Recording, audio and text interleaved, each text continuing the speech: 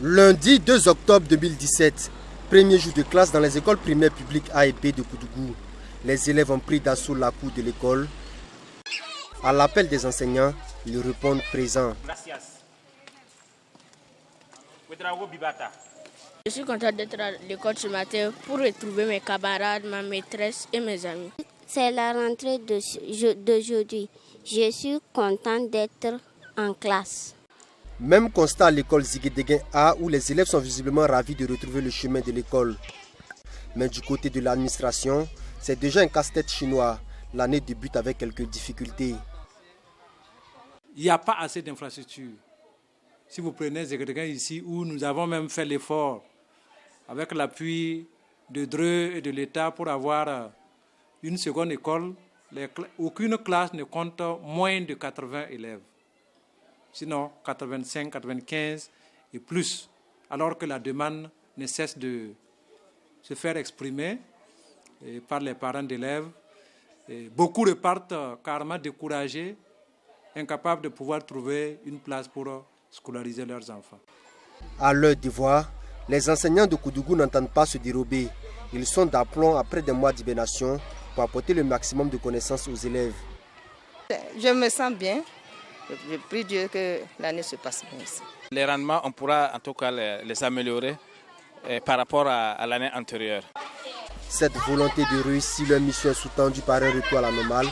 Un arrêté conjoint émanant du ministère en charge de l'Éducation nationale et de celui en charge du travail daté du 18 septembre 2017 abroge un arrêté antérieur portant organisation des horaires de travail des structures éducatives de l'éducation de base. Le régime de la journée continue avait été instauré au FOSSEP, mais c'était sans contact avec les syndicats, notamment ceux de la section du Boulk-MD.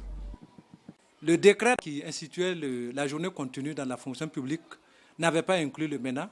Et ensuite, au niveau du MENA, quand on l'a instauré, nous avons trouvé que ça a été fait de manière cavalière. Pas d'implication des structures syndicales, des partenaires de l'éducation. Et ensuite, et que ça ne répondait pas réellement aux besoins du moment. Parce que si vous prenez les mesures d'accompagnement souhaitées, ça n'existe pas. Pas d'infrastructure ou d'aire de repos pour les enseignants, les élèves, pas de cantine assurée tout au long de l'année, et ainsi de suite. Beaucoup de difficultés.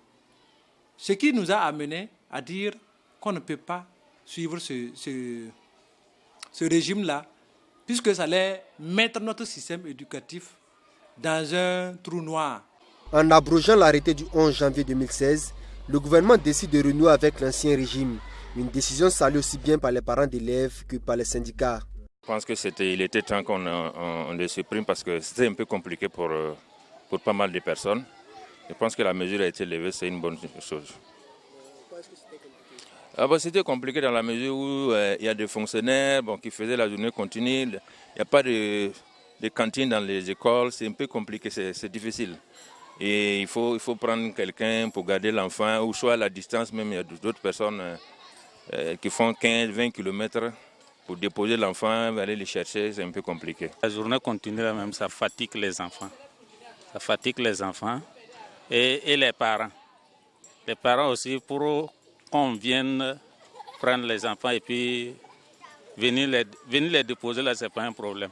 Mais l'heure qu'on va venir les prendre là, ça nous cause beaucoup de problèmes. Mais la mesure est levée là, c'est une bonne chose. Nous saluons réellement la mesure qui a été prise par le ministère et en collaboration avec la fonction publique pour ramener les heures de travail comme de par le passé. Ce n'est pas parce que nous ne souhaitons pas les innovations. Dans la logique de boycott, les gens ont commencé à crier parce qu'ils se disaient qu'il n'était pas du ressort d'une région de dénoncer cela. Mais nous avons dit, nous sommes des citoyens dans un premier temps. Nous sommes une structure syndicale. Au-delà des intérêts des travailleurs, il faut voir l'intérêt des populations. C'est ce qui nous a conduit à aller dans ce sens. Et aujourd'hui, là, on est ravis de voir que le ministère a repris les horaires convenus. Ça va permettre aux enseignants et aux élèves de se retrouver dans de meilleures conditions d'apprentissage et pouvoir se donner